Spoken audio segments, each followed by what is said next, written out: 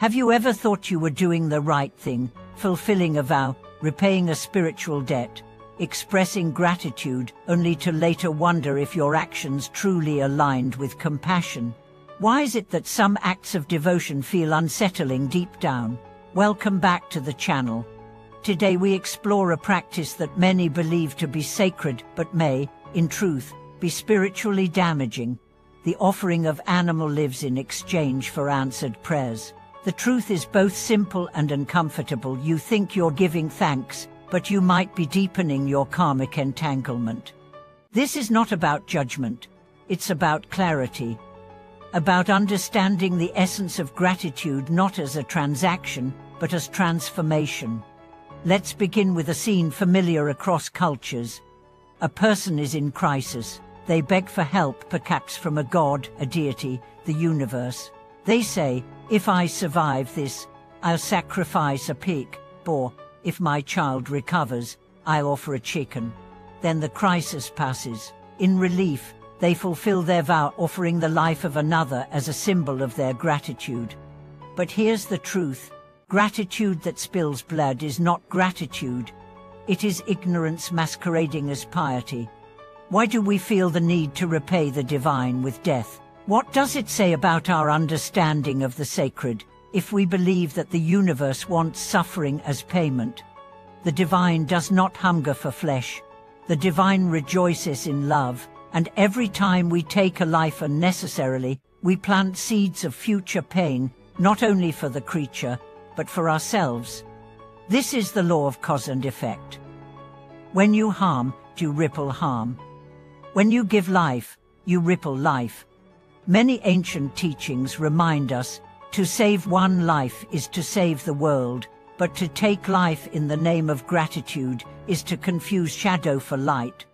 One elder said it perfectly: "You say thank you with the blood of the innocent." Who is really being thanked? Let's imagine another scenario. A person prays fervently for a business to succeed. When it does, they slaughter animals in celebration, but the vibration of death lingers in that space. That energy becomes part of the business. It becomes part of the family. And in time, that joy turns sour, conflicts arise, prosperity diminishes, relationships strain.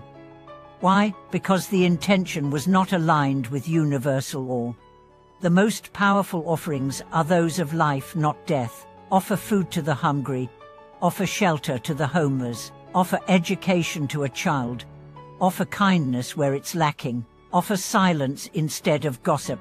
Offer compassion instead of retribution. This is how we give back. This is how we grow beyond primitive vows into enlightened action. There's a story from the mountains of Nepal. A young couple was desperate to conceive. They prayed to a local deity and vowed that if they had a healthy child, they would sacrifice a goat every year in thanks. The child was born, and the sacrifices began. But the child grew up with nightmares. He hated the smell of blood. He screamed every time an animal was led to the altar. One day, the boy ran away from home. He couldn't bear the weight of what was done in his name. His parents found him days later, meditating beneath a tree. He said, "You gave me life, and then took others to honor it. I don't want blessings like that." That child saw what many adults miss. Real gratitude is expressed by protecting life, not ending it. Some might argue, it's tradition, or our ancestors did it. But spiritual evolution means learning to refine tradition through wisdom. What was done in the past doesn't have to bind us in the present. Growth means honoring the principle behind the ritual, not the form.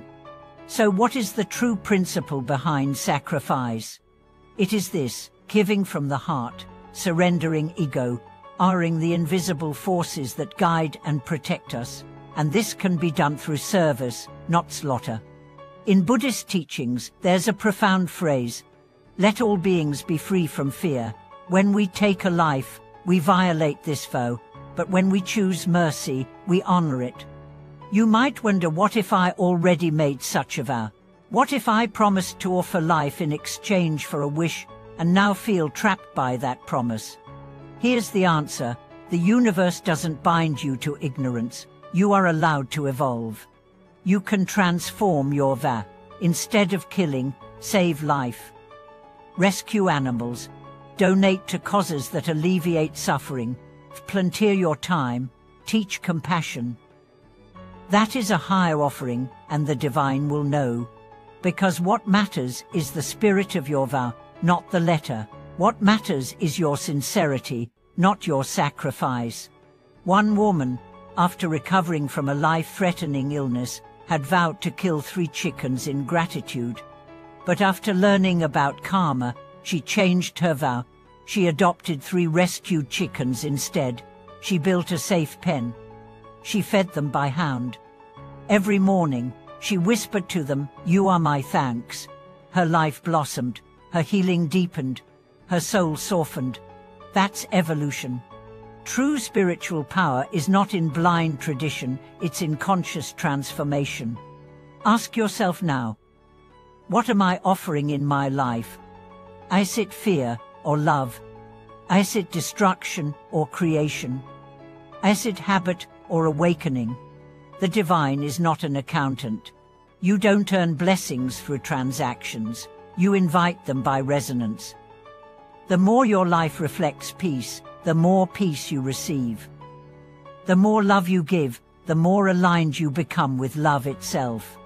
So if you're standing at a crossroads today, torn between honoring an old vow and following a higher truth, choose compassion, not because it's trendy, but because it's eternal.